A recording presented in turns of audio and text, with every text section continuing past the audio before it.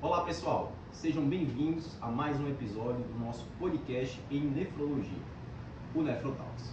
Hoje nós vamos falar sobre um tema muito relevante para a prática clínica do médico generalista, que é a hipercalemia.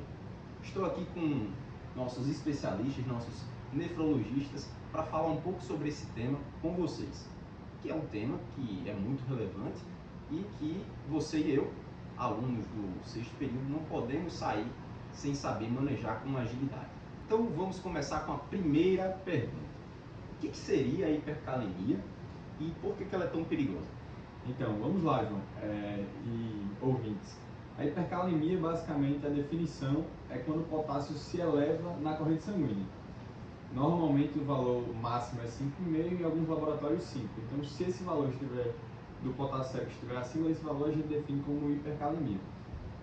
Por que ela é tão importante, de ser manejada? O potássio está relacionado à condução cardíaca, condução elétrica cardíaca. Então, se esses valores estiverem acima, pode gerar arritmias cardíacas, como a sistolia e fibrilação ventricular, que são ritmos de parada que pode gerar morte súbita. Então, é uma urgência clínica. Então, doutor, pelo que eu entendi, hipercalemia, eu tenho que pensar em urgência clínica. Mas quais são as causas mais comuns de hipercalemia no adulto? Então, vamos lá. Normalmente, a gente divide a hipercalemia em 3 principais causas. Ou está relacionado ao aumento da ingestão do potássio, que é menos comum, ou está relacionado à diminuição da excreção do potássio, ou está relacionado à redistribuição do potássio que está dentro da célula e passa aí para fora da célula, que seria a corrente sanguínea. Nos casos da diminuição da excreção do potássio, seria uma insuficiência renal, aguda ou crônica, que diminui essa eliminação do potássio pela urina, ou também medicamentos que diminuem essa excreção do potássio, como inibidores da enzima conversora de angiotensina, espironolactona, que é bloqueador do receptor mineralocorticoide, ou bloqueadores do receptor de angiotensina. Na redistribuição do potássio sérico, a gente está relacionado ao potássio saindo dentro da célula para a corrente sanguínea, que seria distúrbios metabólicos como cetoacidose diabética, acidose metabólica, independentemente da causa, e etc. Relacionada ao aumento da ingestão de potássio, normalmente ela está relacionada à insuficiência renal também, porque o rim normalmente compensa se a gente ingerir mais. Agora, se a gente está relacionado à disfunção renal, se o paciente tem uma disfunção renal, essa ingestão não vai conseguir ser eliminada. Então, suplementos alimentares, substitutos do sal, em que tem potássio em sua composição, pode dar uma hipercalemia. Mais favorecido, no caso, da ingestão em quem já tem alguma disfunção renal. Então, outro questionamento importante é que às vezes o paciente não vem estampado assim na cara dele que ele tem hipercalemia. Então, o paciente que tem uma hipercalemia, ele apresenta uma sintomatologia característica ou não? Como é que funciona? Então, João Vitor, nem sempre o paciente que tem uma hipercalemia ele vai ter sintomas característicos, porque muitas das vezes ele é assintomático, ou seja, não apresenta nenhum sintoma. Quando apresenta algum tipo de sintoma, tende a ser alguma fraqueza muscular, alguma parestesia ou alguma paresia flácida, certo?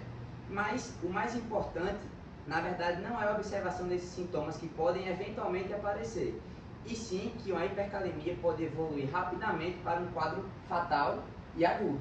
Então a gente deve se atentar principalmente a possíveis alterações no eletrocardiograma que esse paciente pode apresentar no pronto-socorro, e você deve estar atento para essas possíveis alterações.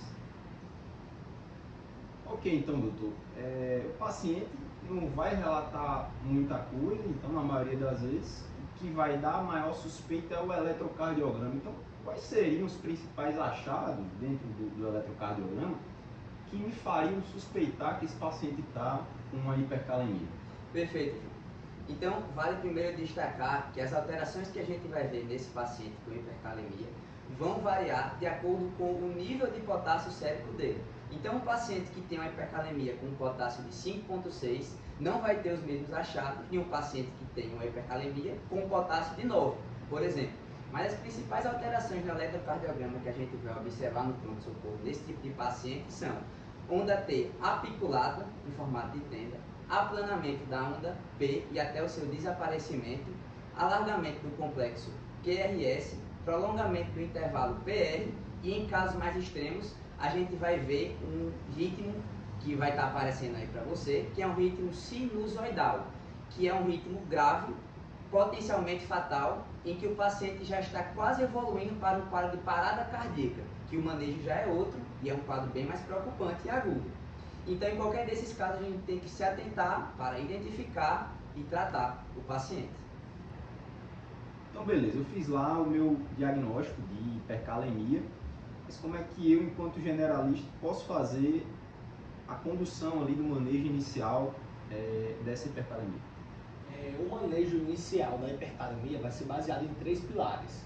O primeiro é estabilizar a membrana cardíaca, na qual a gente vai fazer uso do gluconato de cálcio. Em seguida, o segundo passo deve ser associado a promover a entrada do potássio que está fora das células para o intracelular, na qual a gente pode fazer uso de insulina associada à glucose, pode fazer uso de beta-agonistas para promover a entrada do potássio dentro da célula. E o terceiro pilar vai ser para fazer a retirada do potássio para o meio extracorpóreo. Então a gente pode usar a furosemida, os diuréticos de alça, a qual vai promover a remoção do potássio pela urina. A gente pode fazer o uso de resinas trocadoras de potássio, na qual vai agir no intestino, permitindo a excreção do potássio nas fezes. E esses 3 pilares vão ser os pilares essenciais para a gente fazer o manejo da hipercalemia.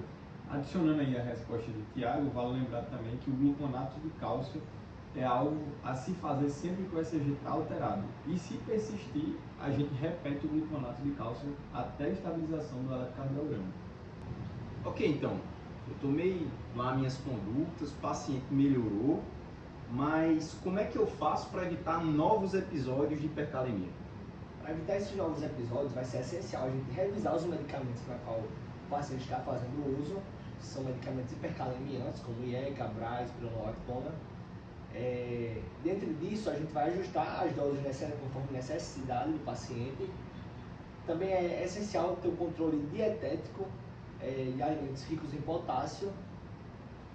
E adicionando essas questões que o Tiago trouxe, nos pacientes que têm disfunção renal é importante a gente monitorar o potássio, monitorizar o potássio sério desses pacientes, principalmente nos que usam espironolactona, que tem uma tendência a poupar potássio e não eliminar, e nos pacientes que usam IECA, BRA. Lembra também, em pacientes que têm hipercalemia recorrente, é essencial o acompanhamento com um especialista, que é o nefrologista.